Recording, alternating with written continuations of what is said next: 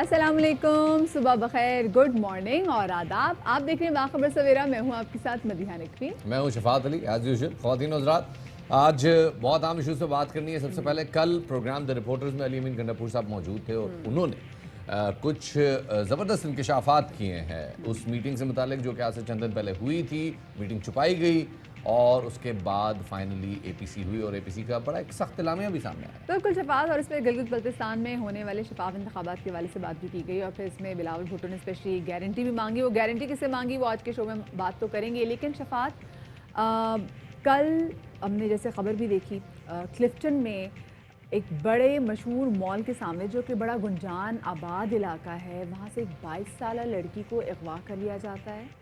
اس بیچاری کا gang rape کیا جاتا ہے. صبح اس کو واپس پھینک دیا جاتا ہے ود اے نمبر کہ یہ ہمارا نمبر ہے.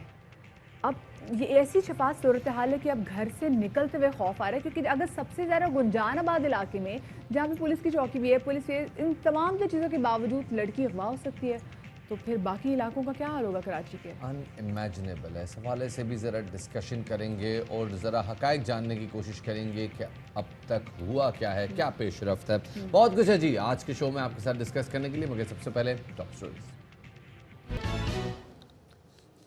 جی تو آج کے شو کا آغاز کریں گے ملکی سیاست سے جڑی ایک اہم خبر سے. پارلیمانی رہنماؤں کی اسیر قیادت میں کیا ہوا تھا اور ہر گزرتے دن کے ساتھ ساتھ جو اس ملاقات میں ہونے والی شفاعت جو تفصیلات ہیں وہ سمہاؤ سامنے آنا شروع ہو گئی ہیں. بظاہر جمہوریت کے دعوے دار ہی جمہوری حکومت پر اعتماد کے لیے تیار نہیں ہیں، کیونکہ گلگت بلتستان کے انتخابات پر کافی تحفظات کا شکار کیا ہے پاکستان پیپلز پارٹی کے چیئرمین نے، اور انہوں نے تو انفیکٹ اس حوالے سے فوج سے ضمانت بھی مانگی ہے. جی جناب، اے آر وائی نیوز کے پروگرام دی رپورٹرز میں گفتگو کے دوران وفاقی وزیر علی امین گنڈاپور نے بڑے انکشافات کیے. آپ کے ساتھ ڈی جی آئے، اگر میں صحیح سمجھاؤں تو جنرل فیض حمید صاحب بیٹھے تھے. جی آپ نے بلاول بھٹو کو گارنٹی دی، شورٹی دی کہ جناب میں گارنٹی دیتا ہوں کیمرے لگانے کے لیے تیار. کیمرے لگانے کے لیے باقی الیکشن کمیشن کرے گا. بلاول نے کیا کہا؟ بلاول نے کہا کہ مجھے آپ کی نہیں، آپ کے ساتھ جو بیٹھے ہیں ان کی جنرل صاحب کی گارنٹی. کون بیٹھا تھا؟ جنرل فیض صاحب بیٹھے تھے میرے ساتھ ادھر. بلاول یہاں تھا، میں ادھر میرے ساتھ ادھر لیفٹ پہ تھے. تو انہوں نے کہا کہ جی ہمارا کام نہیں ہے. جنرل فیض صاحب نے کیا کہا؟ انہوں نے کہا کہ جو آپ کو چیف صاحب نے کہا ہے کہ آپ کمیٹی بنائیں اور اس کمیٹی میں ریفارمز کریں تو آپ کریں. ہمارا کیا کام ہے؟ ہمارا کام ہے سیکیورٹی دینا. اگر آپ کہیں گے تو ہم سیکیورٹی دیں گے. اگر آپ کہتے ہیں کہ فوج نہ ہو آپ کر سکتے ہیں سیکیورٹی، ہمیں خوشی ہوگی اس بات پہ کہ آپ خود کریں اس کو. ایک اور بڑی اچھی بات کی چیف آف آرمی اسٹاف نے، انہوں نے یہ بولا کہ دیکھیں آج تک کیا ہم نے اپروچ کیا ہے آپ کو کہ ہم ملتے ہیں آپ سے. ہم تو اب سسٹم ہمیں بلاتا ہے تو ہم آتے ہیں، لیکن آپ سفارشیں کر کے بھی ہمیں ملنے کے لیے، پولیٹیشنز سب کا کام ہے، کسی ایک کا نہیں کہا کہ آپ ہمیں ملنے کے لیے بے قرار ہوتے ہیں اور ہمیں ملنے کے لیے آپ ہی ہمیں زبردستی انوالو کرتے ہیں اس میں. ہم تو پالیٹکس میں انوالو نہیں ہونا چاہتے. پروگرام دی رپورٹرز میں علی امین گنڈاپور نے یہ بھی بتایا کہ عسکری قیادت سے پارلیمانی رہنماؤں کی ملاقات میں آرمی چیف نے کہا کہ آپ لوگ ایک دوسرے کے پیٹ پھاڑنے کی باتیں کرتے تھے، ایک دوسرے پر دھاندلی کے الزامات لگاتے تھے. 2018 کے الیکشن گزشتہ الیکشن سے زیادہ شفاف تھے. چیف نے یہ کہا چل آپ نے خود بنایا ہوا ہے. آپ نے بھی تو اس کے بارے میں یہ کہا کہ جی گھسیٹوں گا، سڑکوں پہ گھسیٹوں گا، پیٹ سے پیسے نکال کے جو ہے آپ کے بچوں میں بانٹوں گا. ادھر انہوں نے آپ کے بارے میں کہا کہ جی یہ چور ہیں، یہ انٹرنیشنل چور ہیں، ان پہ اعتبار نہیں کیا جا سکتا. کبھی مودی کے یار ہیں. کہتے ہیں یہ کلچر آپ کا بنایا ہوا ہے کہ اگر دھاندلی کی بات آپ کر رہے ہیں تو دھاندلی اگر 2018 میں نہیں کہتا، میرے پاس کوئی ایسا وہ نہیں ہے کہ نہیں ہوئی ہوگی، لیکن میں یہ ضرور کہتا ہوں کہ 2013 اور 8 اور 2 اور اس سے پہلے جو الیکشن ہوئے ہیں ان سے کم ہی ہوئی ہوگی.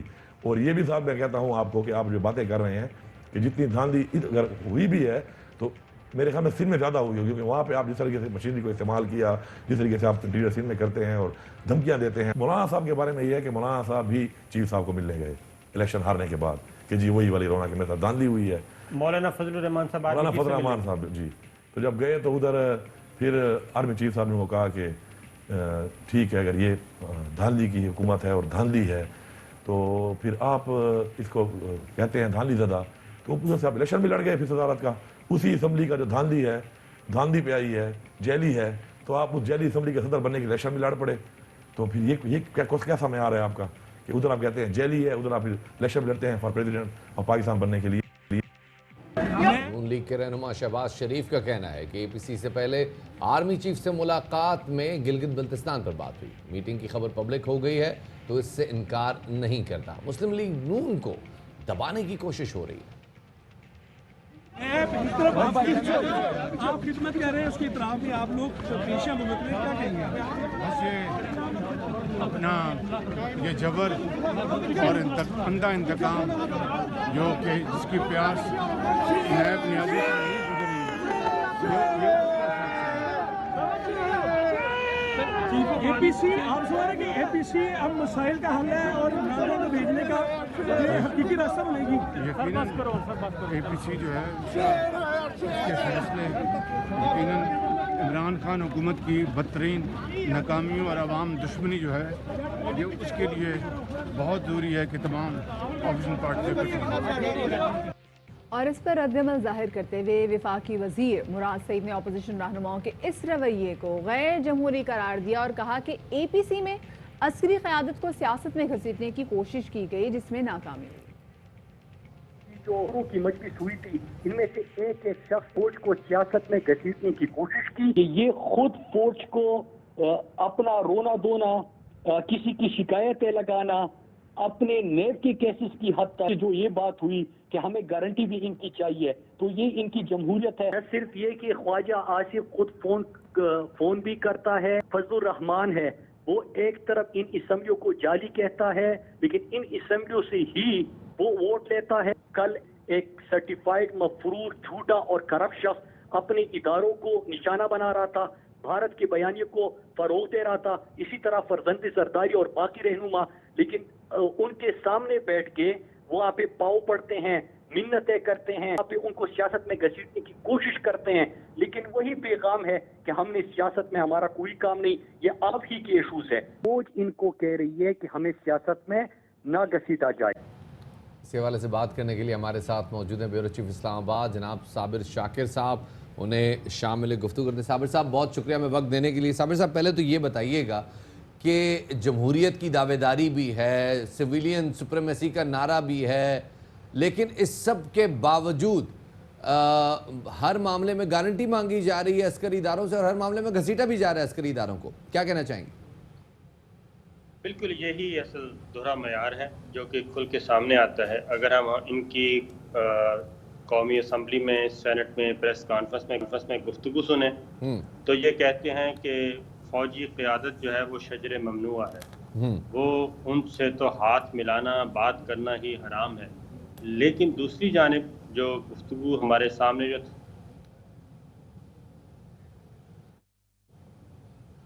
جو ہے ہر پولیٹیشین وہ دیکھ رہا ہوتا ہے جی ایس کیو کی طرف، آرمی چیف کی طرف، D G I S I کی طرف کہ جناب ہم پہ نظر کرم کریں، ہم پہ نظر عنایت کریں، اور ہمیں آپ، میں وہ لفظ نہیں بولنا چاہتا کہ جناب بس آپ ہم تابعداری کے لیے حاضر ہیں. تو یہ ساری چیزیں کہنے کی اور ہوتی ہیں، دکھانے کی اور ہوتی ہیں.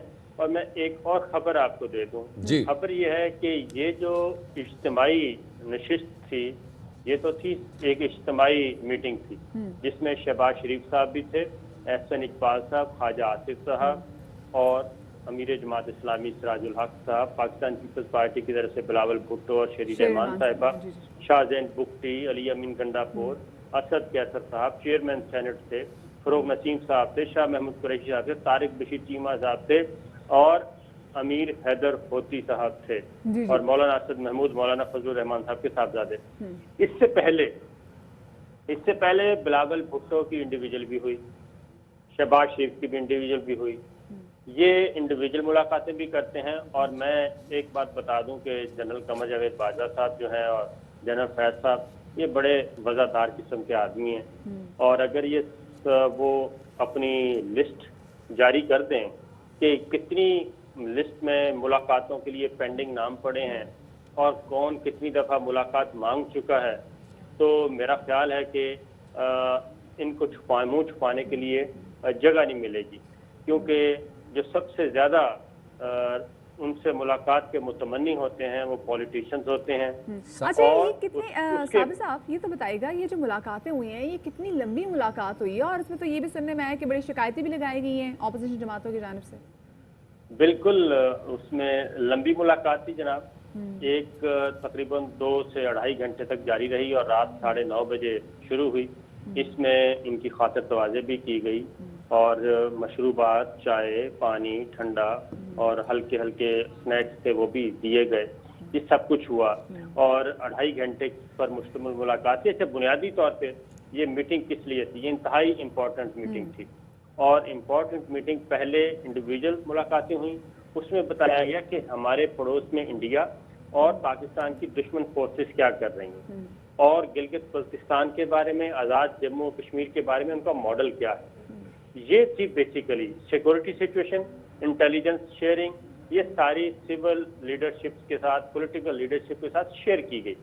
और उन्होंने ये कहा कि ये उनका प्लान है। ये नेटवर्क पकड़े जा चुके हैं गिलगित बल्तिस्तान में जो दहशतगर्दी के थे, जिनको फाइनेंस किया जा रहा था। और इस वक्त जो CPEC पार्ट 2 शुरू होना है, फेज 2 जिसे कहते हैं, उसमें बहुत सारे प्रोजेक्ट्स जो हैं वो गिलगित बल्तिस्तान और AJK में हैं। और उसमें बता दूं कि सिर्फ एक का मैं जिक्र करता हूँ, भाषा डैम। भाषा डैम को इंडिया ने और पाकिस्तान की दुश्मन फोर्सेज ने वर्ल्ड बैंक को भी मना किया, एशियाई तरक्याती बैंक को भी मना किया कि यहाँ पे आपने सरमायाकारी नहीं करनी, लोन नहीं देना पाकिस्तान को, क्योंकि ये डिस्प्यूटेड एरिया। तो इसलिए अब चाइना और पाकिस्तान मिलके, यानी कि FWO और पाकिस्तान मिलके ये सारे प्रोजेक्ट शुरू कर रहे हैं और जो हैंडीकैप है एनर्जी का वो खत्म करने की कोशिश कर रहे हैं। ये बैकग्राउंड उनको बताया गया। फिर 370 मकबूजा कश्मीर में खत्म किया जा चुका है, 35 से खत्म किया जा चुका है, उसको जबरदस्ती अपने साथ मिलाने की कोशिश की जा रही है। पूरा 1 पॉइंट एजेंडा इस मीटिंग का ये था। लेकिन उस मीटिंग में इस 1 पॉइंट एजेंडे को सारी ब्रीफिंग सुनने के बाद इन सियासी रहनुमाओं ने क्या किया? इन सियासी रहनुमाओं ने कहा कि जनाब हमारे मसले पहले हल करें। हमारे मसले क्या हैं?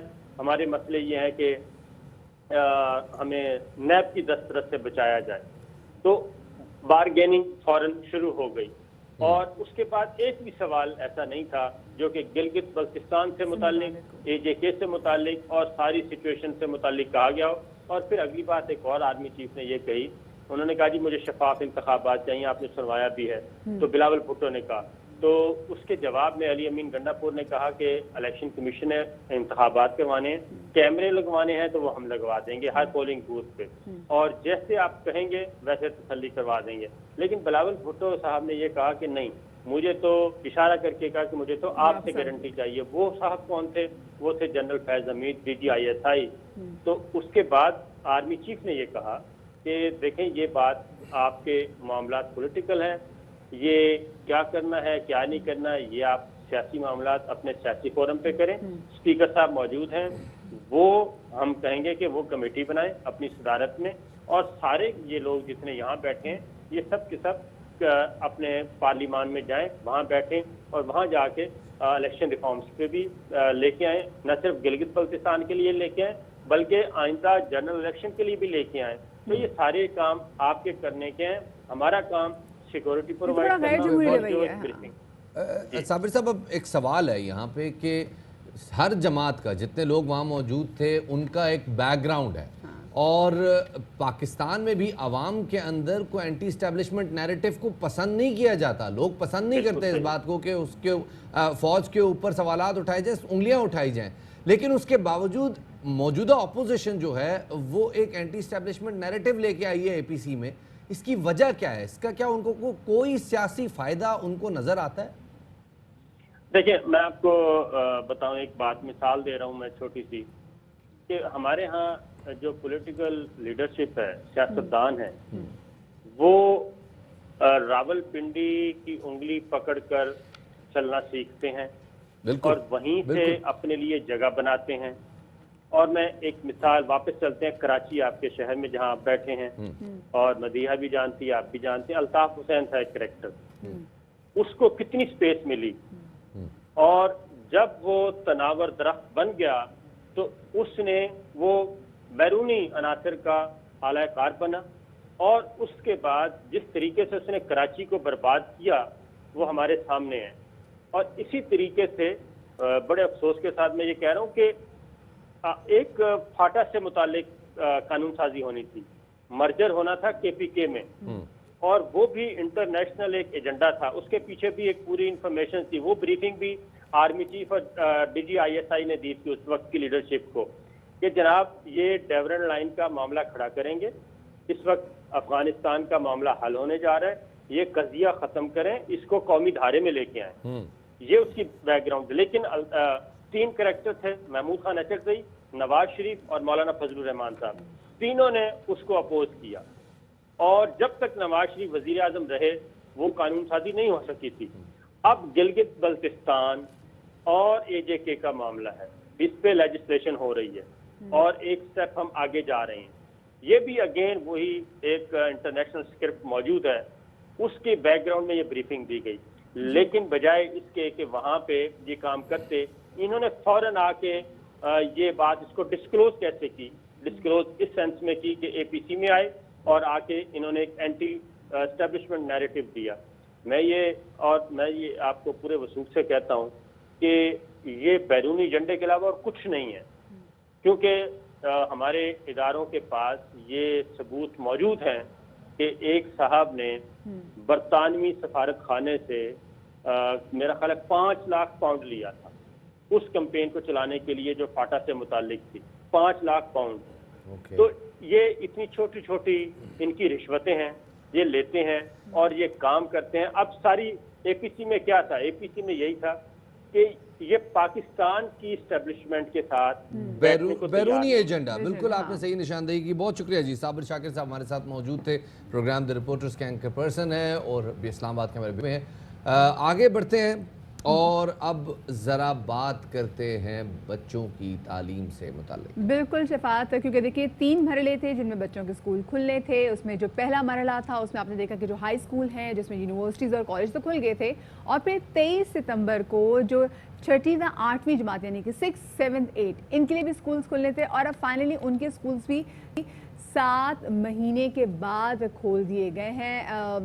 National command and operation centre کے فیصلے کے مطابق یہ تعلیمی ادارے کھولنے کا سلسلہ جو ہے جاری ہے، اور ہم نے دیکھا ہے کہ اسکول میں جو تدریسی عمل ہے فائنلی وہ بھی اب بحال ہو چکا ہوا ہے. سندھ حکومت کے خیر مطابق صوبے میں 6ٹھی سے 8ویں تک کی جو کلاسز ہیں وہ 28 ستمبر سے شروع ہوں گی، کیونکہ شفاعت جیسے ہم نے دیکھا کہ اسکول کھلنا شروع ہوئے ہیں تو جو کرونا کے کیسز ہیں وہ ہم نے دیکھا کہ اسٹوڈنٹس میں بھی کرونا کانٹریکٹ کرنا انہوں نے شروع کر دیا تھا. جی جناب، NCOC کے اجلاس کے بعد وزیر تعلیم خیبر پختونخوا شہرام ترکئی کا کہنا ہے کہ فیصلے کے مطابق آج سے خیبر پختونخوا کے اسکول کھولنے کا فیصلہ کیا گیا ہے. SOPs پر عمل کر کے تعلیم کا سلسلہ جاری رکھیں گے. پنجاب حکومت کا کہنا ہے کہ آج سے دوسرے مرحلے میں تدریس شروع کر رہے ہیں. جہاں بھی کورونا کے کیسز پائے گئے ان اسکولوں کو بند کر دیا جائے گا. بالکل جی. اور دوسری جانب سندھ کے وزیر تعلیم سعید غنی صاحب کا کہنا ہے کہ صوبے میں 6ٹھی سے 8ویں تک کی جو کلاسز ہیں ان کا آغاز جیسے ہم نے آپ کو پہلے بھی بتایا یہ ہوگا 28 ستمبر سے. SOPs پر عمل درآمد تک بچوں کی صحت پر سمجھوتا نہیں کر سکتے. ادھر وفاقی وزیر تعلیم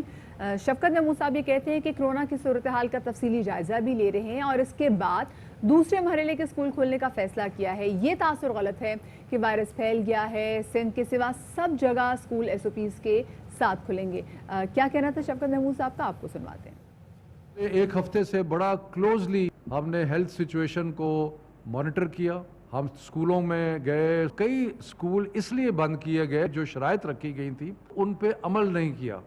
وہ اس لیے نہیں کہ وہاں بیماری پھیلی تھی، شاید اس سے کچھ لوگوں نے یہ غلط تاثر لیا کہ شاید بیماری میں اضافہ ہو رہا ہے. ایسی بات نہیں. آج صبح ہم نے ایک ریویو میٹنگ کی، یہ فیصلہ ہوا کل سے کلاسز 6, 7, 8 جو ہیں وہ بھی اسکول میں آئیں گی. اس حوالے سے بات کرنے کے لیے ہمارے ساتھ موجود ہیں صوبائی وزیر تعلیم پنجاب جناب مراد راز صاحب. انہیں شامل گفتگو کرتے ہیں. راز صاحب بہت شکریہ ہمیں وقت دینے کے لیے. سر پہلے تو یہ بتائیے گا کہ آج سے 6ٹھی سے 8ویں جماعت تک کی کلاسوں کا سلسلہ باضابطہ طور پر شروع ہو رہا ہے، کیا انتظامات کیے گئے ہیں اس حوالے سے؟ ہم نے مرکز لیول پہ ٹیمز بنائی ہیں جو کہ نوٹیفائی کی پورے پنجاب کے. ہم تو تحصیل لیول سے بھی نیچے چلے گئے، ڈسٹرکٹ کے بعد تحصیل کے بعد مرکز لیول پہ ٹیمز بنائی ہیں جو کہ وزٹ کر رہی ہیں پبلک سکولز کو بھی اور پرائیویٹ سکولز کو بھی. سو انشاءاللہ تعالی ہم we are very very hopeful کہ جس طرح پچھلا ہفتہ ہمارا بالکل ٹھیک گزرا ہے، آپ دیکھنا آگے بھی انشاءاللہ تعالی numbers جو ہیں وہ in control. انشاءاللہ اللہ کرے آگے بھی نمبرز ان کنٹرول ہیں. لیکن یہ بتائیے گا مراد صاحب کہ کیا اسکول آنے والے طلباء اور جو اساتذہ ہیں کیا ان کی رینڈم ٹیسٹنگ کا بھی انتظام ہوگا؟ دیکھیں رینڈم ٹیسٹنگ کا صرف وہاں پہ کی جائے گی جہاں پہ ہمیں پتہ لگے گا کہ کیسز ڈیٹیکٹ ہوئے ہیں. کیسز جہاں پہ بھی ڈیٹیکٹ ہوئے ہیں, جس طرح ہمارے ابھی گجرانوالہ میں ہوئے, ننکانہ میں ہوئے, گجرات میں ہوئے اور فیصل آباد میں, جن اسکولوں میں ہمیں ڈیٹیکشن آئی ہے کووڈ کی, وہاں پہ ہم نے ٹیچرز کی بھی اور اسٹوڈنٹس کی بھی رینڈم ٹیسٹنگ کی ہے اور ان اسکولس کو سیل کر دیا گیا. جب تک باقی ٹیسٹوں کے رزلٹ نہیں آئیں گے اور دیکھیں گے کہ سچویشن کیا ہے, تب تک ان اسکولس کو کھولا نہیں جائے گا. سو ساری ہماری ڈیپینڈ کرتی ہے رینڈم ٹیسٹنگ جو ہے وہ جہاں جہاں ڈیٹیکشن آ رہی ہے, کیونکہ رینڈم ٹیسٹ تو ہم پورے پنجاب میں کر رہے ہیں اس وقت. ہم 35,000 سے اوپر ٹیسٹ کر چکے ہیں اس وقت, اور اس لیے رینڈم ٹیسٹنگ سے جہاں جہاں ہمیں پتہ لگ رہا ہے وہاں پہ ہم we are doing random test of teachers and students as well. صحیح. اچھا مراد صاحب ساتھ میں یہ بتائیے گا کہ جن اسکولوں نے ایس او پیز پر عمل درآمد نہیں کیا یا جو نہیں کریں گے, ایکشن کیا لیا جائے گا ان کے خلاف؟ جو school S O Ps follow نہیں کر رہے ان کو ایک وارننگ دی جائے گی. اگر انہوں نے اس کو تب بھی فالو نہ کیا تو اسکول کو سیل کر دیا جائے گا. As simple as that. وہ پبلک اسکول ہو, وہ پرائیویٹ اسکول ہو, مجھے اس میں کوئی نہیں ہے کنسرن. جو school S O Ps follow نہیں کرے گا ایک وارننگ کو سیل کر. بہت بہت شکریہ جی. مراد راز صاحب ہمارے ساتھ موجود تھے, وزیر تعلیم پنجاب, اور اب اس حوالے سے بات کرنے کے لیے ہمارے ساتھ موجود ہیں آل پرائیویٹ اسکولز ایسوسیشن سندھ کے چیئرمین طارق شاہ صاحب. انہیں شامل گفتگو کرتے ہیں. بہت شکریہ طارق شاہ صاحب ہمیں وقت دینے کے لیے. طارق صاحب یہ بتائیے گا کہ سندھ میں جو مڈل لیول تک کی جو تعلیم کا سلسلہ ہے اس کو بحال کرنے کی تاریخ 28 ستمبر دی گئی ہے. آپ لوگوں کے کیا انتظامات ہیں اور آپ کو کیا لگتا ہے کہ اس تاریخ تک آپ لوگ تیاری کر لیں گے کرونا وبا سے نمٹنے کے لیے؟ میں آپ کو بتاؤں کہ ایک تو خوشائن بات یہ ہے کہ پورے پاکستان میں جو سیکنڈ فیز ہے وہ سٹارٹ ہو چکا ہے اور 6 to 8 کے بچے اب آج اسکول میں انشاءاللہ بیٹھ گئے ہوں گے اور معاملات اللہ کرے بہتر رہیں. دیکھیں بات یہ ہے کہ سندھ میں پرائیویٹ سیکٹر تو ڈے 1 سے تیار ہے, کیونکہ ایس او پیز پہلے سے بنا لیے گئے تھے, سارے انتظامات کر لیے گئے تھے. ایون جو اسکولز ہیں جو 9-10 کے بچوں کو جو بلوایا گیا تو اس وقت بھی ایس او پیز سے پوری طرح عمل درآمد ہوا, اور ہمارے میڈیا نے بھی خود وٹنس کیا ڈفرینٹ اسکولز میں جا کے جو انہوں نے وزٹس کیے, اور گورنمنٹ آفیسرز نے بھی کیے. لیکن جہاں تک بات یہ ہے کہ سندھ میں 28 سے کھل رہے ہیں, تو ایک تھوڑا سا ایک غلط فیصلہ میں اس کو کہوں گا کہ سندھ گورنمنٹ کا یوں ہے کہ کلاس 8 سے آنورڈ جتنی بھی نیچے کی کلاسز ہیں ان کو ایک ساتھ کھولنا شاید غلط فیصلہ ہے, کیونکہ اگر یہ اس ہفتے سے ہی کلاس 6 to 8 کو کھول دیتے تو مینیجبل بہت زیادہ اچھے طریقے سے ہوتا. بعد میں بھی ہو سکتا ہے 28 کو, لیکن ہاں فلاز اس وقت آ سکتے ہیں, اس کی تیاری بھی مزید کی جائے گی. لیکن اگر فیز وائز کھولے جائے, اگر ایک ہفتہ ہم نے اسکول جو ڈیلے کر دیے گئے ہیں تو اس میں زیادہ کیا نقصان ہو سکتا ہے ایک ہفتے میں؟ لیکن ایک ہفتے کے اندر تو دیکھیں سمپل ایک چیز یہ ہے کہ اگر فیز وائز بچے آتے ہیں تو اسکول کو مینیج کرنا بہت زیادہ آسان ہو جاتا کہ وہ ایزیلی مینیج کر دے. دوسری چیز یہ ہے کہ آلریڈی بچوں کو بہت زیادہ نقصان ہو چکا ہے, ہمیں ان کے مڈ ٹرمز ایگزامز, ان کے آگے فائنل ایگزامز کی تیاری کروانی ہے, تو ایک ہفتے میں بچہ اچھا خاصا پڑھ چکا ہوتا ہے. اور میں ایک اور بات بتاؤں, ابھی فائنل ایگزامز میں صرف ہمارے پاس 70 days بچے ہیں, کیونکہ بچوں کو آلٹرنیٹ ڈیز بلانا ہے, تو بہت کم ٹائم ہے ہمارے لیے. ایک دن بھی بہت ایگزامز میں آپ لوگوں نے یہ کنسیڈر نہیں کیا, کیونکہ دیکھیں حالات آف کورس ڈفرینٹ تھے اس بار کووڈ کی وجہ سے, تو یہ نہیں سوچا گیا کہ ان فائنل ایگزامز کو تھوڑا سا اور آگے پش کر دیا جائے؟ دیکھیں آگے پش کرنے میں بہت ساری ہنڈرنسز ہیں کہ اگر اسکول کے جو ایگزامز ہیں اس کو آگے بڑھائیں گے تو کالج کے ایگزامز کو آگے بڑھانا پڑے گا, کالج کے ایگزامز آگے بڑھیں گے تو یونیورسٹیز افیکٹ کر دیں گی. تو یہ بہت بڑی چین ہے.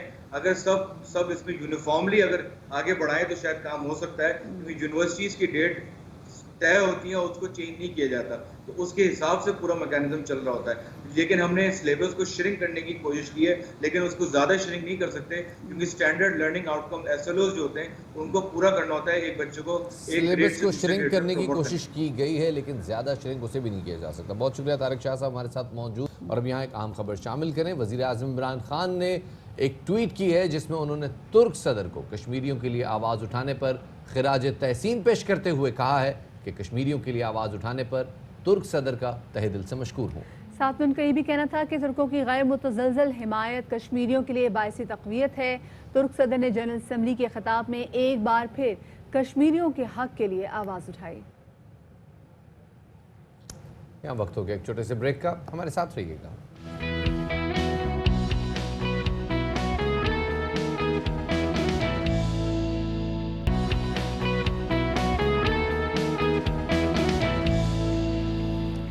Welcome back after the break. और ब्रेक के बाद आपके साथ हम एक अच्छी खबर शेयर करें, और वो अच्छी खबर ये है कि मुल्क में कोरोना वायरस से बचाव की वैक्सीन जो है वो अब तीसरे मरहले की जानिब जो है वो चल पड़ी है, और आजमाइश भी शुरू हो गई, जिसको क्लिनिकल ट्रायल कहते हैं, और जिसे चीन की एक कंपनी ने तैयार किया। और एक ट्वीट में वजीर बराए मनसूबाबंदी असद उमर ने बताया है कि 7 मुल्कों में मजमूई तौर पर 40,000 अफराद इस आजमाइश में हिस्सा लेंगे, जिनमें 8 से 10,000 पाकिस्तानी भी शामिल होंगे। और इब्तदाई नताइज 4 से 6 माह में मुतवक्के हैं।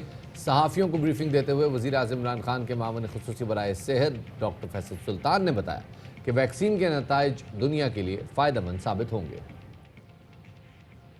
मुझे ये आपको बताते हुए इंतहाई खुशी हो रही है, आज एक वैक्सीन का ट्रायल पाकिस्तान में शुरू हो रहा है, और ये ऐसा ट्रायल है जो अपनी नौइयत का पहला ट्रायल है पाकिस्तान में इस तरह की वैक्सीन का। इसके 2 फ़वाइद हैं। एक तो ये कि ज़ाहिर है जो इसके नताइज निकलेंगे, और अल्लाह करे कि ये कामयाब हो, तो ये वैक्सीन सेफ़ भी होगी और इफ़ेक्टिव भी होगी। तो उसका ये फ़ायदा भी है कि जब हम ऐसे ट्रायल में इस तरह के एक साइंसी मरहले में घुसते हैं और अपना हिस्सा डालते हैं, तो हमारे मेडिकल सिस्टम में बेहतरी आती है। ये हमारे लिए एक एजाज़ है कि हम first ever phase 3 clinical trial for vaccine जो हम लॉन्च किया है। जो वैक्सीन है ये बेसिकली रिकॉम्बिनेंट टेक्नोलॉजी पे है, जिसमें एक एडेनोवेक्टर होता है जिसको डेफिशिएंट किया जाता है, और ये जो वायरस वेक्टर है और ये सेल कल्चर लाइन ये कनाडा से प्रोक्योर की गई है। हमने कमोबेश 8 से 10,000 कैंडिडेट्स करने हैं, वॉलंटियर्स, हर चीज़ का एक फॉर्मल सिस्टम है। हम उनको इंडक्ट करेंगे, उसके बाद उनको वैक्सीन लगेगी, पहले उनका सारा मेडिकल एग्जामिनेशन, वैक्सीन के बाद फॉलोअप होगा। ये फॉलोअप जो है ये हम 12 महीने तक करेंगे, लेकिन जो वैक्सीन के नताइज हैं ये तकरीबन हम एक्सपेक्ट कर रहे हैं 4 से 6 के हफ्ते के दौरान हम 8 से 10,000 कैंडिडेट्स को वैक्सीन लगा लेंगे, और अगले 3 माह में हम उनको फॉलोअप करते हैं, हमें पता चल जाएगा कि एंटीबॉडीज़ किस हद तक बनी, सेफ्टी का मज़ीद पता चल जाएगा। इस हवाले से बात करने के लिए हमारे साथ मौजूद हैं chief biological production division NIH doctor गजाला परवीन साहिबा, उन्हें शामिल गुफ्तगू करते हैं। बहुत शुक्रिया गजाला साहिबा वक्त देने के लिए। डॉक्टर साहिबा, ये जैसे बताया गया है कि 30 से 40,000 अफराद पे वैक्सीन ट्रायल्स होने हैं, और अगले चंद हफ्तों में 8 से 10,000 अफराद को वैक्सीन दे दी जाएगी और 3 माह तक फॉलोअप किया जाएगा। क्या नताइज एक्सपेक्ट किए जा सकते हैं इससे, और क्या उम्मीद है? जी अस्सलाम वालेकुम। ऐसा है कि ये जो फेज़ 3 कोरोना वायरस वैक्सीन का क्लिनिकल ट्रायल है, ये ग्लोबल क्लिनिकल ट्रायल है, जो तकरीबन 6 से 7 कंट्रीज़ इसमें जो है कंट्रीब्यूट कर रही हैं, और पाकिस्तान उसमें से एक मुल्क है। इसमें जो 40 और 30,000 वॉलंटियर्स की बात हो रही है कि जो इसमें पार्टिसिपेट करेंगे इस वैक्सीन ट्रायल में, उसमें पाकिस्तान जो है वो 8 से 10,000 वॉलंटियर्स को वैक्सीन लगाएगा। तो इसका जो है मैं थोड़ा सा यहाँ बताती चलूँ कि वैक्सीन की डेवलपमेंट में जो है पहले प्री क्लिनिकल ट्रायल फेस होता है जो एनिमल्स को लगता है, और इस वैक्सीन को हमने माइस, रैट्स, गिनीपिग और मंकी में जो है ऑलरेडी हमने इसको चाइना ने इसको टेस्ट किया हुआ है, और उसकी जो है सेफ्टी और इम्यूनोजेनिसिटी यानी एंटीबॉडी बनाने की जो उसकी कुव्वत है वो एनिमल्स में टेस्ट हो चुकी है। इसके अलावा फेज़ 1 और फेज़ 2 ट्रायल भी चाइना में उन्होंने कर चुके हैं, और उसका डेटा जो है वो लैंसेट जर्नल जो है उसमें पब्लिश भी हो चुका है। इसका मतलब ये है कि इसकी सेफ्टी जो है वो कम पॉपुलेशन में ऑलरेडी टेस्ट हो चुकी है, और इम्यूनोजेनिसिटी थी। तो हम उम्मीद ये करते हैं कि जब हम इसे पाकिस्तान में हमने कल से इसको शुरू किया है, और शिफा इंटरनेशनल इस्लामाबाद में जो है इसका आगाज़ हुआ है कल से, तो इसमें जब हमारे लोगों को ये लगेगी, तो जब इसकी एनालिसिस आएगी, असल रिजल्ट तो वही सामने आएंगे। लेकिन हम ये एक्सपेक्ट कर रहे हैं क्योंकि फेज़ 1 और फेज़ 2 के जो ट्रायल आए हैं वो बहुत अच्छे आए हैं, तो हम इसके भी उम्मीद करते हैं अल्लाह ताला से कि इसका ट्रायल भी जो है ना वो कामयाब होगा। हमारे पास भी और दुनिया की और क्योंकि जो हम जो मॉनिटर करने जा रहे हैं वो हम करने जा रहे हैं तकरीबन 3 से 4 माह में हमें एग्जैक्टली आइडिया हो जाएगा, जो लोग वॉलंटियर भी करेंगे, और उसके बाद खैर फॉलोअप करने का प्रोसेस तो है वो 12 माह का होगा। लेकिन कितने अच्छे चांसेस हैं कि ये जो हमारे पास जो रिजल्ट्स है, ये मॉनिटर करने का प्रोसेस ये ज़्यादा जल्दी हमारे पास आ जाएगा? دیکھیں جب لوگوں کو لگنی ابھی تو یہ کل سے ہی شروع ہوئی ہے اور ہم یہ 3 سے 4 ماہ میں نا جب اینالیسس شروع ہوگی بلڈ سیمپل لے کر تو اینٹی باڈیز جب ٹیسٹ ہوں گی والنٹیئرز کے بلڈ کے اندر تو ریزلٹ آنے شروع ہو جائیں گے اور ہم یہ امید کرتے ہیں کہ 3 سے 4 ماہ میں ہمیں ایک پکچر سامنے آ جائے گی کہ ہماری ویکسین جو ہے وہ ہماری پاپولیشن میں یعنی پاکستان کی پاپولیشن میں کس طرح سے کام کر رہی ہے, کیسی اینٹی باڈی پروڈیوس کر رہی ہے, سیف ہے یا نہیں ہے.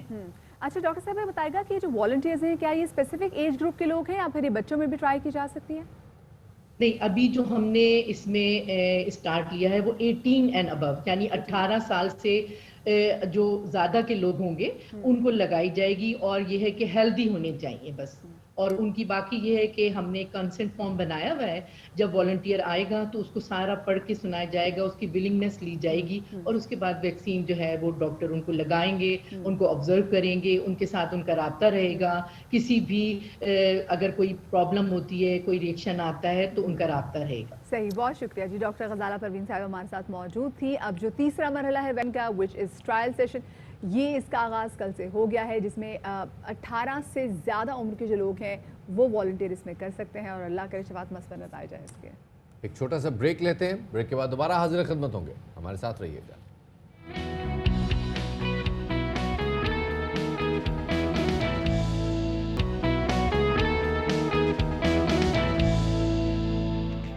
جی ویلکم بیک آفٹر بریک. شفاعت, ہم نے کچھ دنوں پہلے میڈم نور جہاں کو یاد کیا تھا کیونکہ بہت ساری جگہوں پہ جو ان کی ڈیٹ آف برتھ جو شیئر کی گئی ہے وہ ڈیٹ آف برتھ نہیں جو ان کی اصل ہے. جو ان کی اصل ڈیٹ آف برتھ ہے دیٹ از 23 سپٹمبر. یعنی کہ آج, یس, تو آج ایگزیکٹلی آج ان کی برتھ ڈے ہے. تو ہم نے سوچا کیسے سیلیبریٹ کریں ان کی برتھ ڈے؟ تو وہی سیلیبریٹ تو انہی کے ساتھ کرتے نا جن سے وہ سب سے زیادہ محبت کرتی تھی. ظاہر ہے, بات تو بالکل صحیح ہے, اور وہ سب سے زیادہ محبت ظاہر ہے اپنے بچوں سے ہی کرتی ہوں. آف کورس, بالکل ایسے ہی ہے. خیر سارے بچے تو شفاعت اکٹھے کرنا بڑا مشکل تھا, لیکن 2 بیٹیاں ان کی ہمارے ساتھ موجود ہیں تو میڈم کی آج برتھ ڈے پر یادیں تازہ کرتے ہیں ان کی بیٹیوں کے ساتھ. اچھا شفاعت, آپ کو مزے کی بات بتاؤں, جب وہ منہا حسن صاحبہ کہتی تھی نا کہ ان کو جو گیت ہے میں پتر ہٹاتے نہیں بکتے, اس سے پہلے کہتی ہیں وہ 20 منٹ وہ اتنا روئیں کیونکہ وہ جا کے لائف وہ جو بھی تھی وہ گاتی تھی, اور وہ گیت بھی ایسا ہے, وہ نغمہ بھی ایسا ہے کہ وہ دنوں کو چھو جاتا ہے. اور ساتھ honestly speaking I feel envious, بلکہ نہیں, I feel jealous right now. مطلب آپ اتنی 2 عظیم خواتین کے ساتھ جا کے بیٹھیں اور آپ نے ملکہ ترنم کو وہاں پہ جا کے ڈسکس کیا, یہ ڈسکشن مس ہو. بریک کے بعد دوبارہ حاضر ہوں گے, ہمارے ساتھ رہیے گا.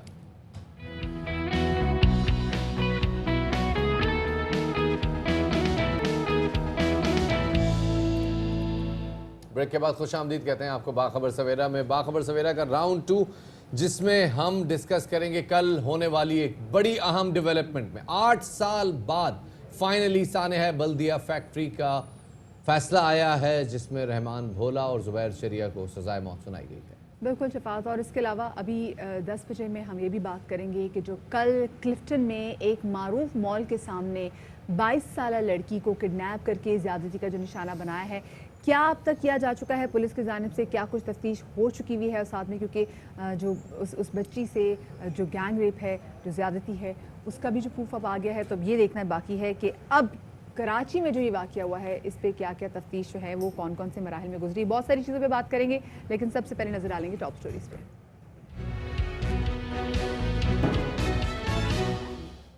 سب سے پہلے بات کرتے ہیں کراچی کے علاقے کلفٹن میں پیش آنے والے ایک افسوسناک واقعے کی, جس میں ایک لڑکی کو ایک مال کے سامنے سے 22 سالہ لڑکی کو مال کے سامنے سے پہلے اغوا کیا گیا, پھر 2 لڑکوں نے اسے اپنے فلیٹ میں لے جا کر زیادتی کا نشانہ بنایا. بالکل شفاعت, اور رات تک انہوں نے لڑکی کو اپنے پاس رکھا اور صبح اس کے مال کے باہر پھینک گیا. اور جاتے جاتے آپ ان کی ویزا دلیری چیک کریں کہ وہ لڑکی کو اپنا نمبر بھی دے کے جا رہے ہیں کہ ہمارا نمبر لے لو. شاید شفاعت ان کو یہ تھا کہ یہ بیچاری اب کیا کر سکے گی میرے خلاف, لیکن لڑکی نے 15 پر کال کیا اور بتایا کہ اس کے ساتھ اجتماعی زیادتی ہوئی ہے, اور لڑکی اس کو چھوڑنے کے بعد انہوں نے اپنا نمبر بھی دیا ہے. 2 روز پہلے ہم نے دیکھا کہ ایسے یہ کوئی واقعہ ایسا نیا نہیں ہے, پہلی بھی ایسے بہت واقعہ جو ہیں اسپیسیفکلی اگر ہم پاکستان میں بات کریں تو ریپ کے واقعہ سامنے آتے جا رہے ہیں, لیکن اب یہ دیکھنا ہے کہ کیا کچھ کیا جائے گا. نذیر شاہ ہمارے نمائندے اس وقت ہمارے ساتھ موجود ہے. نذیر, یہ بتائے گا کہ نہایتی افسوس کیا پیش آتا ہے ایک ایسی جگہ سے لڑکی کو کڈنیپ کیا جاتا ہے جو چاہے اگر آپ کے رات کے 2 بجے بھی چلے جائیں, بڑا گنجان آباد علاقہ ہے, وہاں پہ کافی لوگ موجود ہوتے ہیں, دن دہاڑی لڑکی کو اغوا کیا جاتا ہے, ریپ کیا جاتا ہے, پھینک دیا جاتا ہے. کہاں تک تفتیش پہنچی آگے؟ آپ بالکل دیکھیں, مدیہ میں اس وقت اس مقام پر موجود ہوں جہاں پر اس لڑکی کو جو ملزمان تھے وہ چھوڑ کر گئے تھے. سب سے پہلے میں محلِ وقوع کے حساب سے بتا دوں کہ جو میرے بیک سائڈ کا جو ایریا ہے یہ عبداللہ عظیم مزار کی جانب کا ایریا ہے جہاں سے اس لڑکی کو بس اسٹاپ کے پاس سے اٹھایا گیا تھا. اور یہ وہ جگہ ہے, یہ لینڈ مارک ہے, جیسے یہ قائد اعظم چورنگی کہلاتی ہے, اور یہ بورڈ بیسن سے جب آتے ہیں یا بلاول ہاؤس سے ہوتے ہوئے تو یہاں پر یہ مقام ہے. اور یہ کیمرہ مین دکھا سکے کہ یہاں پر یہ جو جھاڑیاں بنی ہوئی ہیں اس فٹ پاتھ پر اس لڑکی کو اتار کر گئے تھے یہ ملزمان. اور اب تک کی جو سب سے بڑی اپڈیٹ جو بریکنگ یہ ہے, پولیس ان ملزمان کے بارے میں نہ صرف پتہ چلا چکی ہے بلکہ رات کو خیابان نشاط میں اس کے گھر پر چھاپا بھی مارا گیا ہے. پولیس کا کہنا ہے نہ صرف لڑکوں کی شناخت ہو گئی ہے بلکہ ان کے بارے میں مکمل طور پر معلومات حاصل کر لی گئی ہے. اور ان لڑکوں کے گھر پر جب پولیس گئی ہے, لڑکی نے اس گھر کی نشاندہی کی تھی. پولیس کا یہ کہنا ہے کہ وہ لڑکے وہاں سے فرار ہو چکے تھے, اس گھر پہ تالا لگا ہوا ہے. اس کے بعد ان کے رشتہ داروں کے گھر پہ چھاپا مارا گیا, وہاں سے بھی وہ لڑکے فرار ہو چکے ہیں. پولیس کا کہنا ہے کہ ان کی نہ صرف تصاویر اور دیگر تفصیلات حاصل کر لی ہیں بلکہ ان کے بارے میں مکمل معلومات حاصل ہو چکی ہیں. اور یہ واقعہ یہاں پر کیوں پیش آیا, اس حوالے سے میں تھوڑا سا وضاحت بھی کرنا چاہوں گا, بتانا بھی چاہوں گا. یہ پوش علاقہ کہلاتا ہے, ساؤتھ زون کلفٹن ڈیفنس کا علاقہ ہے. پولیس کی ریڈ یہاں پر مکمل طور پر میں نہیں سمجھتا کہ بحال ہے, کیونکہ یہاں پر آئے روز فائرنگ کے اور ایسے واقعات وی آئی پی کلچر کے اس طرح کے واقعات پیش آتے رہتے ہیں. اور اس طرح کی جو یہ عموماً یہاں پر عام ہے, جس کی وجہ یہ کہ یہاں پر بااثر لوگ اور بڑے بڑے لوگوں کی رہائش ہے. اور جو کالی بڑی گاڑیوں میں, جس طرح کالی ویگو میں اس کو اٹھایا گیا تھا, پولیس اس طرح کی گاڑیوں کو ہاتھ دے کر روک بھی نہیں سکتی ہے. تو بااثر افراد ہیں, وہ آ کر اگر کسی لڑکی کو بٹھا کر لے جاتے ہیں تو پولیس ان کو کیسے روکے گی؟ ان کو نہیں پتا ہوتا کہ اس کالی گاڑی میں جو جا رہا ہے کسی لڑکی کو اغوا کر کے لے کے جا رہا ہے یا کوئی بااثر M N A M P A یا کسی وڈیرے کا بیٹا ہے.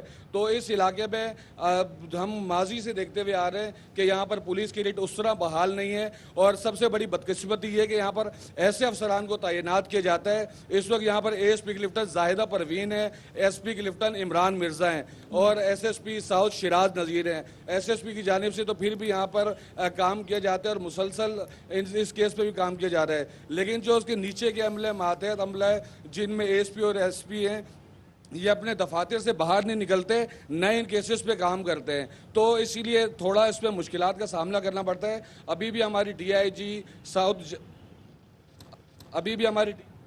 بہت بہت شکریہ جی. نذیر شاہ ہمارے نمائندے ہمارے ساتھ موجود تھے. یہاں یہ بھی بتاتے چلیں کہ جس مقام کی کریں یہ بلاول ہاؤس سے چند قدم کی دوری پر ہے, جہاں یہ واقعہ پیش آیا ہے. اور پولیس کی ریڈ کا جو حال ہے وہ آپ نے دیکھا ہے. اب اپڈیٹ یہ ہے کہ اس جو 2 ملزمان ہیں ان کی شناخت ہو گئی ہے, ان کی شکلیں پہچانی گئی ہیں, لیکن یہ ملزمان فرار ہیں. لیکن شفاعت, آپ کو ایک اور بات بھی دیکھیں, یہاں پر سوال پوچھنا چاہتی ہے کہ ہمارا پراپر رابطہ نہیں ہو پا رہا تھا کوئی تکنیکی وجوہات کی وجہ سے, کہ کس بنا پہ جو 2 انہوں نے چھاپا مارا ہے, کیا وہ جو نمبر ہے اس بنا پہ چھاپا مارا ہے؟ کیونکہ اب دیکھیں ایک طرح سے شناخت پریڈ بھی ہونی ہے. یو نیور نو کہ جن لڑکوں نے زیادتی کی ہے انہوں نے اپنا نمبر دیا ہے یا کسی اور کا نمبر دیا ہے. یہ بھی جاننا ضروری ہے کہ جو جہاں بھی جا کے چھاپا مارا ہے, رشتہ داروں کے گھر بھی چھاپا مارا ہے, وہ کس بنا پہ چھاپا مارا ہے. کیونکہ ابھی دیکھیں بعد میں تو پتہ چلے گا. بتا رہے تھے کہ جو فلیٹ کی نشاندہی ہے وہ خاتون نے کی ہے. آگے بڑھتے ہیں جی. کل ہونے والا ایک اور اہم ڈیولپمنٹ ہی جس کے حوالے سے ہم نے بات بھی کی, اور وہ ہے جناب اب سے کچھ دن میں اس حوالے سے ذرا بات بھی کریں گے. لیکن اس سے پہلے ذرا سانحہ لنک روڈ زیادتی کیس کے مرکزی ملزم کے حوالے سے بات کرتے چلیں, جو کہ ابھی تک پولیس کی گرفت میں نہیں آ سکا. شفاعت 13 روز گزر گئے ہیں اور ملزم عابد علی کو ابھی تک گرفتار نہیں کیا جا سکا. پولیس یہ کہتی ہے کہ ملزم عابد کی گرفتاری کے لیے پولیس ٹیمیں ہمہ وقت متحرک ہیں. آئی جی پنجاب نے ملزم کی گرفتاری کے لیے ریپڈ رسپانس فورس بھی تشکیل دے دی ہے. ہر ضلع میں ایک گاڑی एक ASI इंचार्ज और 4 अहलकार जो हैं वो तकरीबन 24 घंटे ड्यूटी देंगे और टीमें मुल्ज़िम के हवाले से कोई भी मालूमात DIG इन्वेस्टिगेशन को रिपोर्ट करेंगे और टीम इंचार्ज के मोबाइल नंबर्स भी जो हैं वो DIG इन्वेस्टिगेशन को भिजवा दिए गए। साथ में शफात यहाँ पर लोगों से भी मदद तलब कर ली गई है कि अगर आपने कहीं भी इस शख्स को अपने आसपास देखा तो उस पर उसकी बाउंड्री भी रखी गई है, विच इज़ लाइक 25 लाख। उन्होंने कहा है कि अगर आप मदद करते हैं तो आपको 25 लाख मिलेंगे। लेकिन शफात वही बात जो रवायती हरबे, ये रवायती हरबे, घेरा तंग मालूम है कहां पर है लेकिन मिला नहीं अभी तक। अब बात करते हैं जनाब फैक्ट्री केस के हवाले से। बल्दिया फैक्ट्री केस का फाइनली फैसला है। 8 साल बाद 11 सितंबर 2012 को ये सानहा पेश आया था। 8 साल के बाद फाइनली इस सानहे के केस का फैसला सुनाते हुए रहमान भोला और जुबैर चरिया को 264 मरतबा सजाए मौत का फैसला सुनाया गया, जबकि हमाद सिद्दीकी और अली हसन कादरी को मफरूर करार दे दिया गया। 11 सितंबर 2012 में पेश आने वाले इस सानहे में आपको याद होगा 259 अफराद जाँ भाग हो गए थे। इस केस में 4 मुल्जिमान फजल महमूद, अरशद महमूद, अली मोहम्मद और फैक्ट्री मैनेजर शाहरुख को उम्र कैद की सज़ा सुनाई गई है, जबकि रऊफ सिद्दीकी समेत जो 4 बाकी अफराद थे जिसमें डॉक्टर अब्दुल सत्तार, उमर हसन कादरी और इकबाल अदीब हैं, उनको अदम शवाहिद की बिना पर बरी भी कर दिया गया है। हमाद सिद्दीकी के वारंट जारी हो चुके हैं, तो कोशिश है और इंशाल्लाह उम्मीद है कि वो जल्द गिरफ़्तार भी होंगे और उनको भी इसी तरीके से जिस तरह रहमान बोला और ज़ुबैर चरिया को 264 मरतबा फांसी की सज़ा सुनाई गई है, उनको भी, चूँकि वो भी मरकज़ी किरदार हैं इस केस में। के हवाले से आपको ये भी बताते चलें कि सानहे के बाद इब्तिदाई तौर पर इस वाक़े को एक्सीडेंट कहा गया था, हादसा कहा गया था, लेकिन बाद में आने वाली तफ्तीश में ये पता चला कि फैक्ट्री में आतिशज़दगी का वाक़या हादसाती नहीं था, बल्कि ये जानबूझकर लगाई गई थी और 20 करोड़ रुपए भत्ता न देने पर बल्दिया फैक्ट्री को मंसूबाबंदी के तहत आग लगाई गई। बिल्कुल, और इसी वाले से मजीद बात करेंगे। हमारे साथ तो मौजूद हैं ARY न्यूज़ के रिपोर्टर फ़ारूक समी, उनको शामिल गुफ्तगू करेंगे। फ़ारूक, बहुत शुक्रिया। फ़ारूक, ये बताइएगा कि 8 साल लग गए, 259 अफराद जो है इतनी अजियतनाक मौत का शिकार बने। 8 साल, इतना लंबा क्यों अरसा लगा फैसला आने में? मदिया, इसमें हुआ ये कि अभी जैसे दावा कर रहे थे SSPE साजिद सदोज़ोई के हम हमाद सिद्दीकी को गिरफ़्तार कर लेंगे। जिससे ये वाक़या हुआ उस वक्त हम वहाँ पे रिपोर्टिंग पे पहुँचे थे और हमने देखा बहुत एक अलमनाक वाक़या था, लोग घरों में रो पड़े थे ये देख के, और उस पूरे बल्दिया में बहुत अश्कबार थी हर आग। लेकिन पुलिस की जानिब से इंतहाई गफलत का मुज़ाहरा किया गया था। पहली रिपोर्ट FIA की आई थी, उसने कहा था ये हादसाती आग है। उसके बाद जो कि इलेक्ट्रिक की जानिब से रिपोर्ट थी उसमें कहा गया था ये शॉर्ट सर्किट हुआ है। सिर्फ पंजाब फोरेंसिक रिपोर्ट की एक रिपोर्ट थी जिसके अंदर ये कहा गया था कि आग मुबैना तौर पे लगाई गई है। ताहम 2015 तक इस केस को हादसाती तौर पे चलाया जा रहा था और इसी हवाले से बयानात कलम बंद हो रहे थे और ये जो था मुकदमा पूरा वो सेशन कोर्ट में था, ज़िले अदालतों में चल रहा था और इस हवाले से पायलर और दीगर तमाम लोग इस हवाले से कोशिश कर रहे थे। इसका क्रेडिट जो है, जो केस मुड़ा उसको सिंध रेंजर्स को जाएगा, जिन्होंने एक पेट्रोलिंग के दौरान एक मुलजिम को गिरफ्तार किया जिसका नाम था रिजवान कुरैशी। उसने दौरान इन्वेस्टिगेट जब बताया कि उसको सानिया बल्दिया के हवाले से कुछ इस तरह की मालूमात हैं, तो उस पर JIT बैठी इन्वेस्टिगेशन हुई और उस इन्वेस्टिगेशन की रिपोर्ट सिंध हाई कोर्ट में जमा कराई गई, जिसके बाद सिंध हाई कोर्ट की डायरेक्शंस पे और उसका नया चालान। कौन सी वाली JIT थी, क्योंकि 3 JIT बनी नहीं, ये देखिए इसमें सबसे पहले एक रिजवान कुरैशी की अलहदा से JIT हुई, इसका सानिया बल्दिया से कोई ताल्लुक नहीं था। वो जब जमा हुई सिंध हाई कोर्ट में, तो सिंध हाई कोर्ट ने फिर ये तय किया कि इसका नया चालान मुरतब होना चाहिए और इस केस को फिर उसके लिहाज से देखा जाए। जिसके बाद जब नया चालान बना तो ये केस इंसदाद दहशतगर्दी की अदालत में मुंतकिल हुआ। साल 2012 का वाक़ा है। साल 2016 में इन्वेस्टिगेशन इसको की हो रही है कि ये इंसदाद दहशतगर्दी का वाक़ा है और ये आग जानबूझ के लगाई गई है। ये बहुत बड़े फ्लॉ था, हालांकि जो लोग भी वहाँ पहुँचे थे, जो रिपोर्टिंग कर रहे थे या वो रिपोर्टर जो हमारे क्राइम के थे, जो कि फॉरेंसिक के हवाले से दिलचस्पी रखते थे और वो पढ़ते थे नोट्स, उनको भी अंदाज़ा हो रहा था कि मामला वैसा नहीं है। लोगों के रवैये, वहाँ पे जो लोग जमा थे और जो चीज़ें छुपाने की कोशिशें की जा रही थी अमले की जानिब से, तो हम इसको कह सकते हैं कि सियासी तौर पे इसमें लोग बड़े बासर लोग थे जिनको सपोर्ट किया गया और इस वजह से वो मामलात को, केस को उसके असल रुख पे नहीं चलाया गया, जिसकी वजह से केस डिले होता गया। उसके बाद इसमें 700 से ज़ायद गवाहान थे। प्रोसिक्यूशन में उसके बावजूद भी अगर 4 मुल्ज़िमान बरी हुए हैं तो इसका मतलब ये है कि प्रोसिक्यूशन या हमारी जो सिंध पुलिस के इन्वेस्टिगेशन ऑफिसर थे वो अपना केस सही तरीके से प्रूव नहीं कर चुके हैं, क्योंकि जीआईटी ने कहा है, जीआईटी जो उसकी बनी आखिरी जिसके अंदर जिसकी रोशनी में ये जजमेंट हुई है उसमें भी ये कहा गया है कि गैर पेशावराना रवैया अख्तियार किया गया था सिंध पुलिस की जानिब से, और ये 4 मुल्ज़िमान बरी होने जिनमें रऊफ सिद्दीकी और दीगर लोग हैं। इसी के साथ जो मालकान थे जिन्होंने ये दावा किया है, मालकान ने अपने जो वीडियो बयान है उसमें 25 करोड़ का दावा किया है कि 25 करोड़ मांगे गए थे। एक सियासी जमात के दफ्तर में उनसे डील हुई थी। हम्माद सिद्दीकी जो है कराची तंजीमी कमेटी के इंचार्ज थे मुत्तहदा मूवमेंट के, वो उन्होंने हमें धमकी दी थी और उसके बाद फिर हमारा जीना दुबर हो गया। और उसके बाद जब ये वाक़या हो तो उसके बावजूद हम पर ही जिम्मेदारी डाली गई, हमने उसके बावजूद पैसे दिए कि नेगोशिएट करें, किसी तरह हमें निकालें। उसके बाद उन्होंने अपना बयान भी खौफ के मारे दुबई से रिकॉर्ड कराया था। बहुत बड़े हर्डल्स थे, उसके बावजूद जो दस्याब शवाहिद थे उसके बाद फाजिल जत्ती ने फैसला दिया। आपकी अहले खाना से भी डेफिनेटली बातचीत हुई होगी, जो लवाहिकीन हैं, जिन लोगों के लोग इस अंदोनाक साने में जाँ बहक हुए हैं, क्या वो इस फैसले से मुतमईन नजर आए आपको? बिल्कुल, इसकी एक वजह है। देखिए, जो रहमान भोला हैं और जो ज़ुबैर चरिया हैं, ज़ुबैर चरिया वहाँ नौकरी करते थे, मतलब उन्होंने आग लगाने से पहले उनका अपना बयान है कि उन्होंने नशा किया, मतलब चर्च की एक सिगरेट पी और उसके बाद उन्होंने आग लगाई और वो बाहर के लोग लेकर आए थे। ये फैक्ट्री के तमाम गवाहान ने भी बोला, फॉरेंसिक में भी बात आ गई और दीगर चीज़ों में भी आ गई। तो इन लोगों को सब लोग जानते हैं, वो ये बात जानते हैं जो मुतासरीन हैं कि ये लोग आलेकार ज़रूर हो सकते हैं, लेकिन ये लोगों की उनसे ज़ाती दुश्मनी नहीं थी, क्योंकि मालकान इनको भत्ते की फॉर्म में और दीगर फॉर्म में इनकी जो ज़रूरत थी वो ज़रूरत उनकी पूरी कर रहे थे।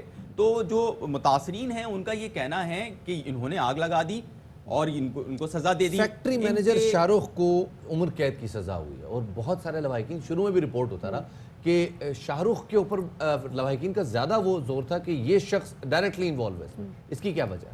देखिए, शाहरुख, लतीफ़ हो गए या दीगर और बहुत सारे लोग थे वहाँ पर जो कि सियासी बुनियादों पर उनको वहाँ पे भर्ती थे, उनको सियासी दबाव पर रखा गया था और वही जो है वो फैक्ट्री मालकान और जो भत्ता मांगने वाली जमात थे उसके दरमियान पुल का किरदार अदा कर रहे थे।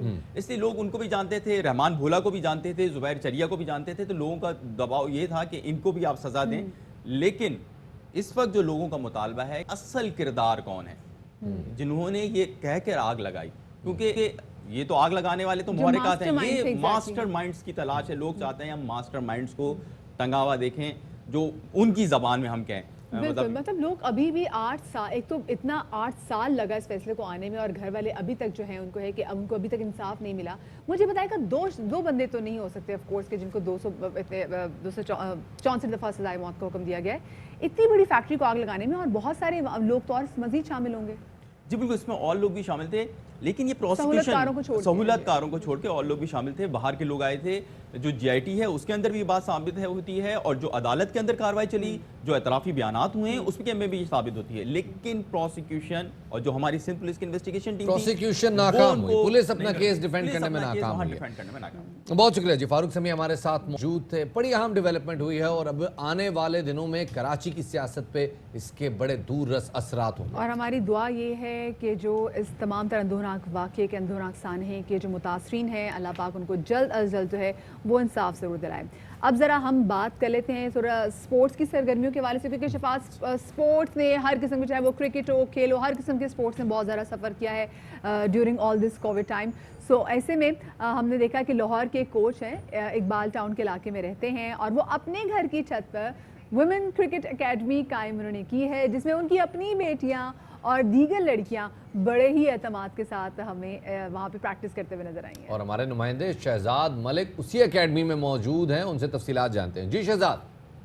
जी, इस वक्त मैं लाहौर के इलाके इकबाल टाउन में मौजूद हूँ, जहाँ पर शहजाद कुरैशी साहब जो क्रिकेट के कोच हैं, उन्होंने लेवल 1 कोर्स ऑस्ट्रेलिया से किया हुआ है। उन्होंने कोरोना के दिनों में अपने छत पर ही क्रिकेट की एकेडमी खोल ली और अपनी बेटियों और बच्चों को, और उसके बाद उनके देखा देखी जो है हमसाए जो है उनके बच्चे भी यहाँ पर आना शुरू हो गए और वो यहाँ पर आकर डेली इनसे ट्रेनिंग लेते हैं क्रिकेट की। ये बताइएगा, ये आपको आइडिया कैसे आया और ये कितना आप समझते हैं कि यूज़फुल साबित हुआ है? ये आइडिया तो जी कोरोना की वजह से, वो कहते हैं ना अल्लाह जो करता है बेहतर करता है। मेरे लिए तो उन्होंने घर में एक जो है ना ऐसी चीज़ अता फरमा दी कि एक दिन मैं बच्चे को खिला रहा था तो बेटियां साथ ज्वाइन किया। बेटियों ने जब ज्वाइन किया तो मैंने देखा यार ये तो मतलब मुझे कुछ इनमें नज़र आ रहा है। तो उसके बाद मैंने इनको जो है ना वो शुरू किया है 1 से 2, 2 से 3 और प्रैक्टिस जो शुरू की है ना घर में। देखें, एक तो स्टे होम, स्टे सेफ, वो गवर्नमेंट का वर्ल्ड वाइज है, उस पे हमने जो है सख्ती से वो काम किया। और ऊपर से बच्चों की आपने देख लें कि जितना एनवायरनमेंट मेरे पास ये 50 फीट है, 50 फीट है, इधर मैंने ये सेटअप लगाया हुआ है, इसमें ये तो जितनी मुझे कोचिंग एबिलिटीज़ थी मैंने उसमें जो है ना इसमें बच्चों को ट्रांसफ़र करने की। और मेरा एम है कि इन my life I want to deliver my experience into my children's. बेटा ये बताओ कि ये कितना आप यहाँ पर एंजॉय करते हो और कितना सीखने का मौका मिल रहा है? काफ़ी ज़्यादा एंजॉय करते हैं क्योंकि पापा सिखाते तो वो एज अ कोच भी और फादर भी, तो काफ़ी ज़्यादा यानी कि बहुत ज़्यादा एक्टिविटीज़ वो यूँ करवाते हैं कि ना हम खुद इंजॉय करते हैं। एजिलिटी वगैरह सारी चीज़ें होती तो जिसकी वजह से हम काफ़ी ज़्यादा इंजॉय करते हैं, बोरिंग नहीं होते हम लोग। फ्यूचर में क्या प्लान है आपका कि आप कहोगी कि आप पाकिस्तान टीम को सर्व करना चाहती हो?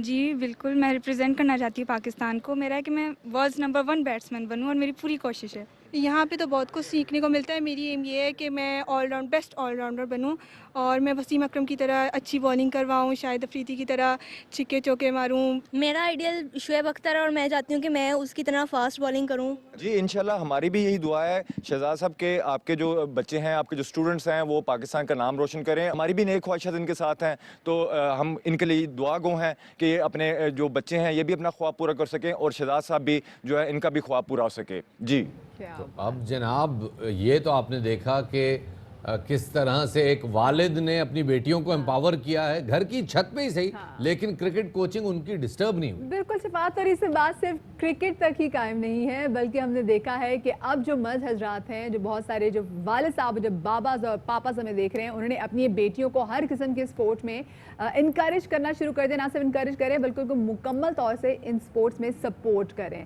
पाकिस्तानी हॉकी टीम के भी जो साबिक कप्तान ओलंपियन सलमान अकबर साहब हैं, उनकी बेटी 12 साल फिजा सलमान भी गोल कीपर बन गई हैं और हॉलैंड के मुकामी अंडर 14 क्लब की जानिब से खेलते हुए फिजा ने अपने वालिद की तरह, जैसे वो शर्ट पहना करते थे ना 12 नंबर, वो 12 नंबर की शर्ट भी पहनी और मैच के दौरान बेहतरीन गोल कीपिंग करते हुए हरीफ टीम की किसी खिलाड़ी का हमला कामयाब होने नहीं दिया और फिजा के खेल की वजह से टीम कामयाब भी रही। शफात जी जनाब, और इसी हवाले से जब हमने सलमान अकबर से बात की तो उन्होंने बताया कि फिजा अपनी ख्वाहिश पे गोल कीपिंग का शोबा उसने चुना है और वो उसे एंजॉय भी कर रही है। इस हवाले से बात करने के लिए हम ज़रा कोशिश करके फ़िज़ा से बात करें। फ़िज़ा और सलमान अकबर दोनों इस वक्त हमें हॉलैंड से बल्कि ज्वाइन भी कर रहे हैं। बहुत शुक्रिया जी फ़िज़ा में वक्त देने के लिए। पहले आप बताएं, गोल कीपिंग आपने अपने अब्बू को देखते हुए चुनी है या अपने शौक़ से कोई ऐसा आपको लगा है कि यार मेरे अंदर गोल कीपिंग का टैलेंट है?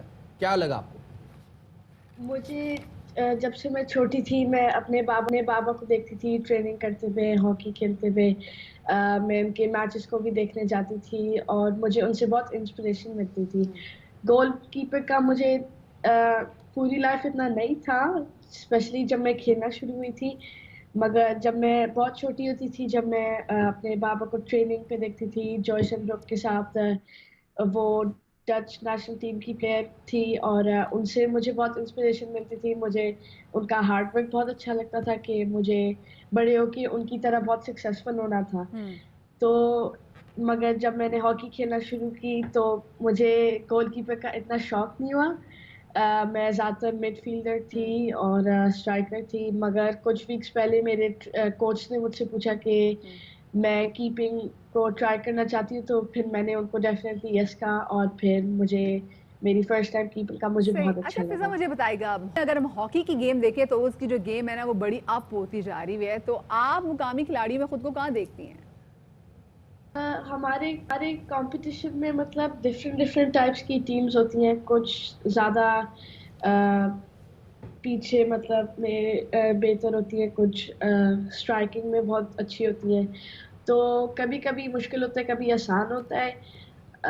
अभी तक तो मेरी टीम नंबर 1 है पूल में, मगर उसका भी ठीक है। मेरी एज के हिसाब से आई थिंक कि मैं नॉर्मल खेलती हूँ, मगर मुझे जैसे मैंने आपको बताया था जब मैं छोटी थी मुझे देख के इंस्पिरेशन मिलती थी।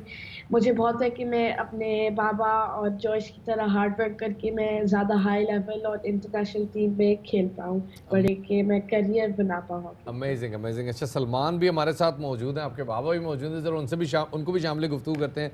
अच्छा सलमान, आप तो माशाल्लाह पाकिस्तानी टीम के कैप्टन भी हैं, ओलंपियन भी हैं, हॉकी टीम ने आपकी कैप्टनसी में बड़ी कामयाबियाँ भी समेटी हैं। तो ज़रा अब बताइएगा कि हॉलैंड में हॉकी खेलना फ़िज़ा के लिए कितना बेहतर है, کتنا آپ کو لگتا ہے کہ اس کا اسکوپ ہے؟ جی میرے خیال میں فضا کے لیے مشکل تو بالکل نہیں تھا، کیونکہ ہالینڈ میں جو ہے یہاں پہ بڑا ہاکی کلچر ہے، بڑا زبردست، اور ان کا جو کلب سسٹم ہے وہ one of the world best ہے. تو کوئی اتنا مشکل تو نہیں ہوا اس کے لیے. اور مفید اس لیے کہ بیسکلی ایبسلوٹلی مجھے بڑی خوشی ہے کہ وہ ہاکی کھیل رہی ہے پچھلے 3-4 سال سے. لیکن یہ اس کو اس طرح بھی ہم دیکھتے ہیں کہ اس کی ایک اسپورٹس ایکٹیویٹی ہے ویک میں. وہ سوئمنگ بھی کرتی ہے، اس نے ٹینس بھی کھیلا تھا، اور پھر اب وہ ہاکی بھی کھیل رہی ہے. تو مشکل تو اتنا نہیں تھا، اور مفید اس لیے ہے کہ بچوں کو میرے خیال میں بالکل اسپورٹس ایکٹیویٹی کرنی چاہیے. اور میری بیٹی ہے، جیسے میں پاک سرو کی ہے 13 سال. آپ نے کیونکہ خود بھی پاکستان کو سرو کیا، تو آئی ایم شیور آپ کا سلمان آپ کی خواہش بھی ضرور ہوگی کہ فضا بھی پاکستان میں جو پروفیشنل ہاکی ہے اس کی ٹیم میں نمائندگی کرے پاکستان کی. بالکل، ایز اے فادر میں تو چاہوں گا کہ وہ انٹرنیشنل لیول پہ بھی کھیلے. اور لیکن ایٹ دا اینڈ ایبسلیوٹلی اس کی پرسنل چوائس ہے، اور ڈپینڈ کرتا ہے کہ وہ اس کو کتنا سیریسلی لیتی ہے. کیونکہ میں فورسفلی تو نہیں اس کو کہوں گا، اس کی studies are most important thing. تو وہ جیسے بڑی ہوگی اس کی اسٹڈیز بھی بہت زیادہ امپورٹنٹ ہے، لیکن اسپورٹس بھی ساتھ ساتھ رکھے گی. اور ہاکی میں اگر محنت کرے گی میرے خیال میں تو اس کے پاس ایک بڑا چانس ہے کہ وہ اس کو ایز اے پروفیشنل کریئر بھی بنا سکتی ہے. لیکن وہ لائف ٹائم نہیں اسپورٹس کا جو کریئر چلتا ہے اس میں آپ کو پھر اس کے بعد آپ کو کچھ نہ کچھ تو کرنا پڑتا ہے. یا آپ کوچنگ لائن میں آتے ہیں، اور اگر آپ کے اکیڈمک جو اچیومنٹس ہیں وہ اچھی ہیں تو پھر آپ اپنی اسٹڈیز کو بھی آگے جو ہے اپنا کریئر بناتے ہیں، جو بھی آپ نے اسٹڈی کیا ہوتا ہے. تو بڑی مکس ہے. میری طرف سے ایز اے فادر اس کو کوئی اتنی میں تو فورس نہیں کروں گا، but it would be great اس کو اگر وہ اچھا پرفارم کرتی ہے، محنت کرتی ہے، اور نیشنل لیول پہ انٹرنیشنل لیول پہ ریپرزینٹ کرتی ہے. تو میرے لیے تو اس سے بڑی اور کوئی بات نہیں. کیا بات ہے. بہت بہت شکریہ جی سلمان صاحب ہمیں وقت دینے کے لیے. اور وہ کہتے ہیں نا اللہ بیٹیوں والے باپوں کو جب یہ جو سب سے بڑا مومنٹ ہوتا ہے نا کہ جب ان کی بیٹیاں اپنے باپ کا نام بلند کرتی ہیں تو میرا خیال میں، اور جس طرح لیگیسی کیری کر رہی ہیں، 12 نمبر کی شرٹ آگے ٹرانسفر ہو رہی ہے. ایگزیکٹلی، انلیس اور انٹل اگر آپ کے والد، آپ کے بھائی، آپ کے ہسبینڈ آپ کو سپورٹ نہ کریں، اسپیسیفکلی اگر والد آپ کو سپورٹ نہ کریں، تو یہ بیٹیاں، فضا جیسی بیٹیاں، پہلے بھی ہم نے دیکھا کہ کرکٹ کوچ کس طرح سے اپنی بچی کو تربیت دے رہے تھے، یہ بچیاں کبھی اڑان نہ بھریں. چھوٹی سی بریک کی طرف ہم جا رہے ہیں، ہمارے ساتھ رہیے گا.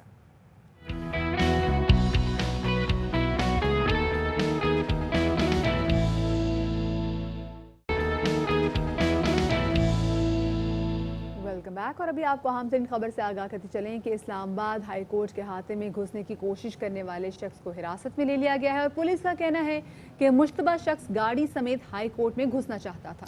مشتبہ شخص کی گاڑی سے پستول بھی برآمد ہوا. آج اس حوالے سے اہم پیشیاں بھی ہونی ہیں اسلام آباد ہائی کورٹ میں. ہمارے ساتھ جہانگیر اسلم ہمارے نمائندے موجود ہیں، انہیں شامل گفتگو کرتے ہیں اور ان سے تفصیلات جانتے ہیں. جی جہانگیر. جی بالکل، اسلام آباد ہائی کورٹ میں ایک مشتبہ شخص گھسنے کی کوشش کر رہا تھا، جس پر پولیس نے روکنے کی کوشش کی، اور جب گاڑی کو روک کر جو ہے پولیس نے تلاشی لی تو گاڑی سے پسٹل جو ہے وہ برآمد کر لیا ہے. اور اس وقت جو ہے تھانہ رمنا میں مشتبہ گاڑی اور شخص کو گرفتار کر کے جو ہے منتقل کیا جا رہا ہے. جی بہت بہت شکریہ جہانگیر ہمیں اس حوالے سے تفصیلات سے آگاہ کرنے کا. اور اب جناب آگے بڑھتے ہیں. آگے کہاں چلیں گے جناب؟ بالکل شفاعت، آگے ہم ذرا بڑھیں گے. دیکھیں آج ہمارے پاس بڑے ڈفرینٹ قسم کی سٹوریز ہیں، اور سپورٹس سے متعلق تو آج کافی کچھ ہمارے پاس ہے. اسکریبل کی دنیا میں جناب 14 سالہ لڑکے نے نام بنا لیا ہے. سید عماد علی قومی اسکریبل چیمپئن بن گئے ہیں، اور یہی نہیں بلکہ گلیڈیٹر اسکریبل چیمپئن شپ کا ٹائٹل بھی جیتنے والے سب سے کم عمر جو ہیں کھلاڑی کا ٹائٹل بھی انہوں نے اپنے نام کر لیا ہے. کراچی میں ہونے والے ایونٹ میں ملک بھر سے 9 سال سے 80 سال کی عمر کے 44 کھلاڑیوں نے شرکت کی. مقابلہ انتہائی دلچسپ تھا. 20 گیمز کے بعد عماد علی سابق چیمپئن وسیم کھتری سے 4 گیمز پیچھے تھے، لیکن 14 سالہ عماد نے انتہائی زبردست کم بیک کیا اور اپنے استاد وسیم کھتری کو مسلسل 4 گیمز میں شکست دے کر ٹائٹل اپنے نام کر لیا. یہ شفاعت بڑی بات ہے کہ اپنے استاد کو ہی 4 بار شکست دی. اسی والے سے بات استاد کو بتا دیا کہ تیرے سے بڑا استاد کہ استاد کو بتا دیا کہ آپ نے میری اچھی رہنمائی کی. ہمارے ساتھ موجود ہے قومی اسکریبل چیمپئن عماد علی ہمارے ساتھ خود. عماد، ویلکم ٹو باخبر سویرا. Good morning. مجھے یہ بتائے گا کتنا سخت یہ مقابلہ تھا، اور ایسا مقابلہ جس میں آپ نے اپنے استاد کو 4 بار ہرا دیا، کتنا مشکل تھا؟ काफ़ी मुश्किल था क्योंकि आई थिंक 7 गेम्स बाकी था और मैं 4 विन पीछे था उनसे। तो अल्लाह का शुक्र है कि मैं कम बैक कर पाया और अपने मेंटर को भी हरा पाया। काफ़ी सालों से मेरी मेंटरिंग की है, तो उनका ही काफ़ी शुक्र उतारूँ कि उन्होंने मुझे इस लेवल तक पहुंचाया कि उनको डिफीट कर पाऊँ। वोकैबुलरी इंप्रूव करने के लिए क्या करते हैं यार, हमें भी कोई टिप्स दें। वोकैबुलरी बेसिकली तो मैं रीडिंग करता था और फिर थोड़ा स्पेशलाइज्ड सॉफ्टवेयर यूज किया ताकि और मेरी वोकैबुलरी बढ़ सके। That's incredible. अच्छा ये बताना माँ, देखो जब आप जिस उस्ताद ने आपको सिखाया होता है ना, जब आप उसके साथ कुछ चीज़ गेम भी खेल रहे थे, जब आप स्क्रैबल में भी उनके साथ मध्य मुकाबले थे वो आपके, तो कितना प्रेशर था आप पे? कहीं ऐसा तो नहीं कि आपने बोला नहीं वो उस्ताद है तो जरा मैं इनको आगे बढ़ने देता हूँ? प्रेशर इतना नहीं था। अच्छा। क्योंकि मुझे तो लग रहा था कि वही जीतेंगे। काफी बड़ी लीड है और मुझसे वो काफी बेहतर खेलते हैं, लेकिन मैं कोशिश करता रहा और अल्लाह का शुक्र है कि मैं जीत पाया उनसे। अच्छा, अब मैं आपको बात बताऊं, एक कहानी हमने सुनी थी बचपन में, हमारे कोर्स में थी क्लास 3 में। वो थी कि बिल्ली और शेर जो है ना वो आपस में मतलब उनकी बड़ी शिदारी होती है। तो शेर जिद करता है खाला से कि मुझे ना दरख्त पे चढ़ना सिखा दे। तो बिल्ली जो है वो वन फाइन मॉर्निंग एक दिन दरख्त पे चढ़ जाती है, कहा देखा मैंने इसलिए नहीं सिखाया था कि कहीं तुम मुझे खा ना जाओ। तो कोई ऐसा वाक़या तो नहीं हो गया कि कहीं आपके उस्ताद साहब ने जो है वसीम खत्री ने कहीं आपको दरख्त पे चढ़ना सिखा दिया और आपने उन्हीं की टेक्निक उन पे यूज़ कर ली? सिखाया तो उन्होंने है, लेकिन उनकी बड़ी बात है कि वो अपनी सारे जो स्ट्रेटेजीज हैं वो आप बताते हैं सारे बच्चों को। उन्होंने काफ़ी सारे हमारे यूथ को ट्रेन किया है, तो उनको काफ़ी क्रेडिट जाता है कि अपनी कोई मतलब कोई जीतने वाली स्ट्रेटेजी छुपाई नहीं और हमें सिखाई, और इन्होंने हमने उनको आने की कोशिश की। चलिए, वैसे आई एम श्योर आपके उस्ताद भी जो है वो, हम तो भी खैर बात कर रहे थे, हम खुद भी इंजॉय कर रहे थे, आपके उस्ताद ने भी काफ़ी ज़्यादा इंजॉय किया होगा कि उनके स्टूडेंट ने उनका टफ टाइम दिया। अच्छा, अब आप कम उम्र तरीन खिलाड़ी हैं जिनको ये टाइटल मिला है, आगे आपने क्या सोचा है? आगे सोचा है इंटरनेशनल की, सोचा है एक वर्ल्ड कैडेट चैंपियनशिप होती है, वो सीनियर्स की होती है, तो इंशाल्लाह उसमें जीतने की कोशिश करेंगे और पाकिस्तान का नाम रोशन करेंगे। सही, बहुत बहुत शुक्रिया जी। अम्माद अली हमारे मौजूद थे। We wish you very best of luck आपके फ्यूचर वेंचर्स के लिए। अल्लाह करे आप वर्ल्ड चैंपियनशिप जीत के आए, फिर आपके साथ जरा फिर हमें यहाँ पे जरा सेट पे पटाखे रखें और फिर आपके शानदार असर। और आपको खुश करने के लिए हम आपके साथ यहाँ पे खेलेंगे और हम हार जाएंगे आपको खुश करने के लिए, वरना हम नहीं हारते। Oh my God. खैर जी, जरा आगे बढ़ते हैं क्योंकि बात हारने की कह रहे। देखिए, जब इंसान के हिम्मत और जो हौसले शफात काफ़ी बुलंद होते ना, तो फिर आप बाकी हार मानने के लिए आप कभी ज़िंदगी में तैयार ही नहीं होते, जैसे हम अपनी बात भी कर रहे थे। लेकिन अभी हम बात करें, अगर आप गिलगित से 40 किलोमीटर के फासले पर आप चले जाएँ वादी नलतर में, जहाँ पर जो ज़िंदगी की जो वो तमाम चीज़ें हम यहाँ पर एंजॉय कर रहे थे ना, वहाँ पर उनकी काफ़ी मुश्किल होती सस्टेनेबिलिटी। वहाँ पर एक खातून ने शफात एक स्कूल खोला है जिसमें वो बच्चियों को तालीम देती हैं। वहाँ पे सैकड़ों बच्चियाँ ज़ेर तालीम है। इस हवाले से रिपोर्ट तैयार की है फैसल करीम ने। Over to you Faisal. जनाब फैसल करीम, आप बिलाशुबा एक शहजादे हैं और आपकी रिपोर्ट जो है वो क्या बात है, दिल खुश कर दिया। और हम इन्हिमाक से सुन रहे थे, गो कि आप नज़र नहीं आए रिपोर्ट में। एनीवे जी, वक्त हो गया एक छोटे से एक ब्रेक का। ब्रेक लेते हैं, ब्रेक के बाद दोबारा वापस आएंगे, हमारे साथ रहिएगा।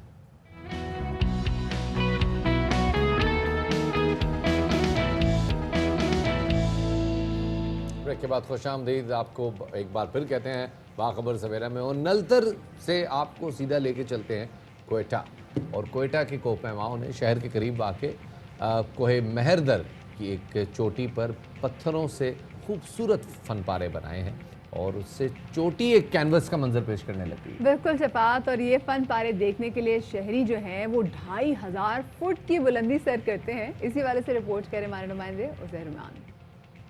थैंक यू सो मच जी। अजीज़ुर रहमान ने तो हमें शफात सैर करा दी, हमने सर भी नहीं की ये चोटी, हो जाके हमने देख भी क्या लिए। बात है। लेकिन ख़वातीन और हज़रात, अब आपसे इजाज़त चाहने का वक्त हो गया। इंशाल्लाह आपसे मुलाकात होगी कल। अपना बहुत सारा ख्याल रखिएगा। अल्लाह हाफ़िज़।